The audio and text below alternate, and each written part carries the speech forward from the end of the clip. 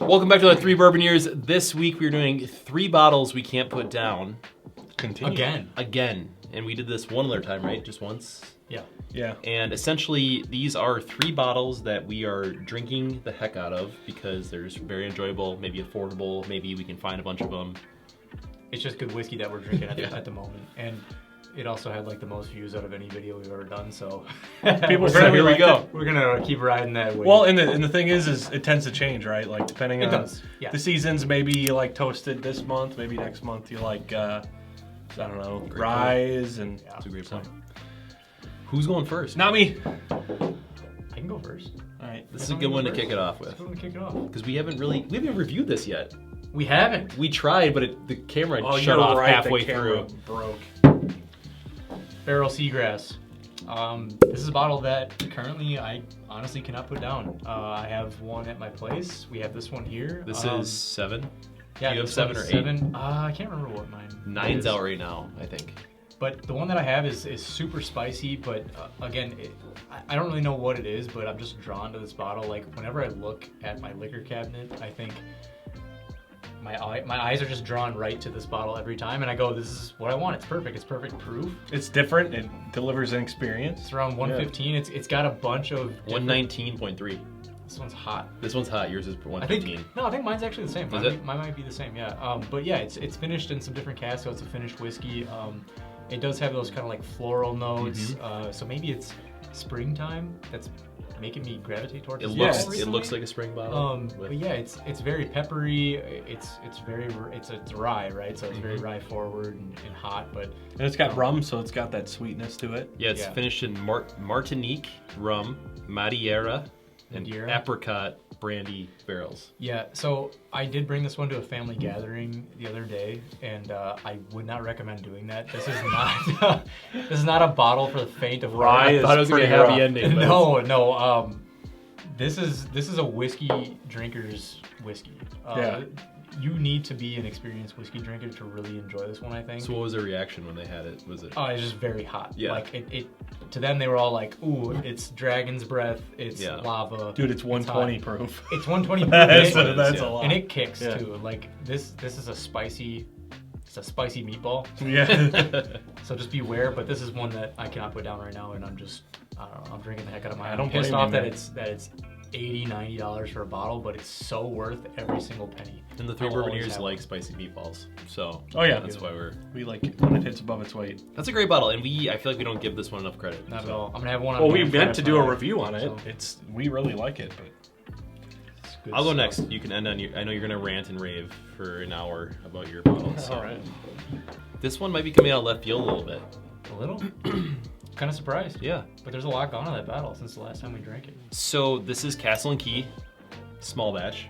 This is the wheated version. This is their first version or first batch they've done. They have a normal, regular small batch, and then they also have some distillery only releases, and they just came out with a rye recently, so that's kind of cool, called Restoration. Yeah, I've seen it. It's on the shelves now. So why Castle and Key?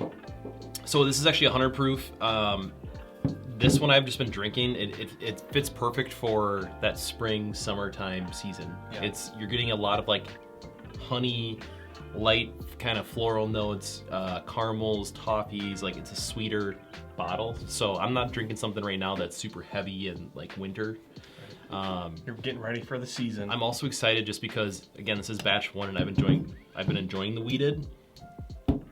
We just got a batch 2 wheated, and just to see where they go, because obviously if you don't know the history, go check them out. Castle and Key's in the old original Taylor distillery, and I was actually there you just last toured week, it, and it was awesome. It's my first or second favorite distillery in Kentucky, just because of the experience they offer. So great spring, summer. It's a good whiskey. Yeah. It's got that funkiness to it.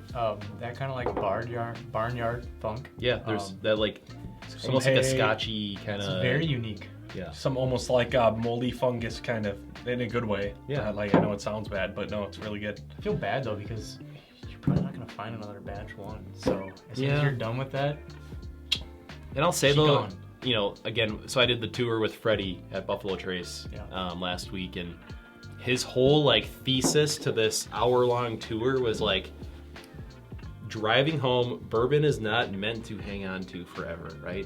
His whole thing was drink it with people that you enjoy being with. That's the point. And create memories with your bottle. That was his whole thesis. So like, you know, the bottle's only as good as the memories you create with it. It's not. It could taste good, but if you're sitting there drinking it in a corner by yourself, coveting, you know, every drop, well, you're probably not going to enjoy it. But if you sit with some bros and you know, get a good buzz with it. Well, and Freddie's whole thing is like, the bottle you open with buddies, have them all sign it, which is kind of cool. We're not going to do that because we drink so much bourbon. I mean, yeah, we'd have a lot of signing. It's a really cool like idea of like, we're going to open the weeded small batch Castle and Key. Taylor, Mitch, sign it. We drank that on the 24th of October together and whatever. It's a good idea.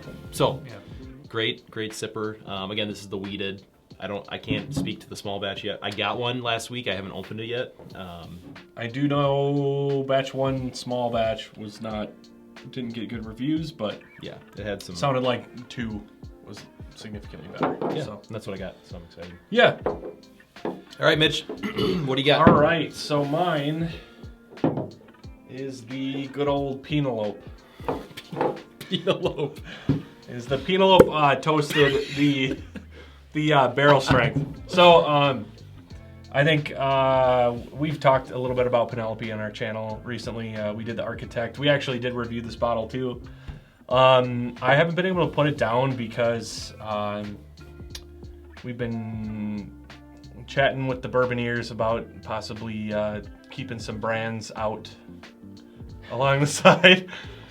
And some of them offer double oaked and some stuff that I like, and so this delivered a little bit more than some of those other offerings because of a higher proof. These guys do MGP, which we're not a huge fan of, but they're doing some cool things with it. They have like a rosé finish that I'm really interested in. Just a really good brand. 2 average Joe Schmoes opening, you know, a distillery and making their own whiskey and stuff, which is pretty cool. So happy supporting them, and I think you guys should check them out. If you're going to buy a bottle from Penelope, I would say do this one, or, well, the Architect is okay. I'd say go for this one to start. See if you like it. Definitely. Yeah. But yeah, I can't put this one down. I know it looks like it's barely touched, but I just opened this one.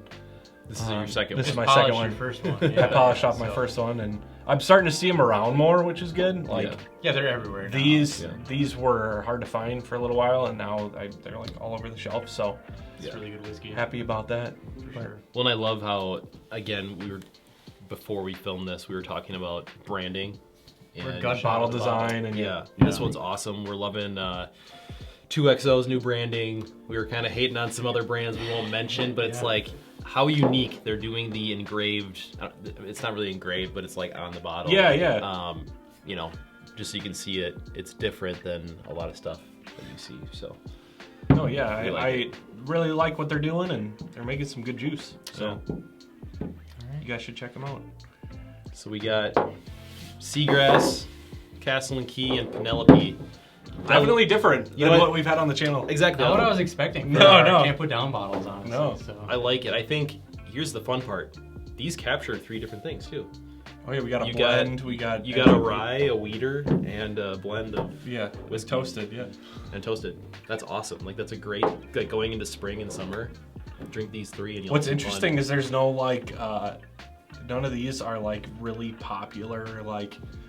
Yeah. Nobody brought like a Colonel Taylor or Weller or like you know, anything big like that. It's all we're expanding our palates possibly, or we're going through growth, or maybe we're trying pretty hard to be different.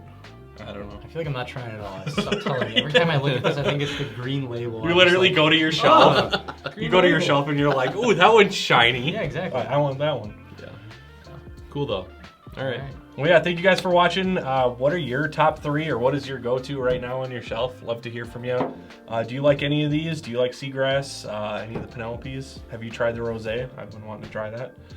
Otherwise, stay tuned for our videos. We launch them every Thursday. Like, comment, subscribe. We'd love if you followed us on Twitter, Instagram, any of those Xanga type things. Social media. Not my forte. But anyways, we'll see you guys in the next video. All for one and one for all. Cheers.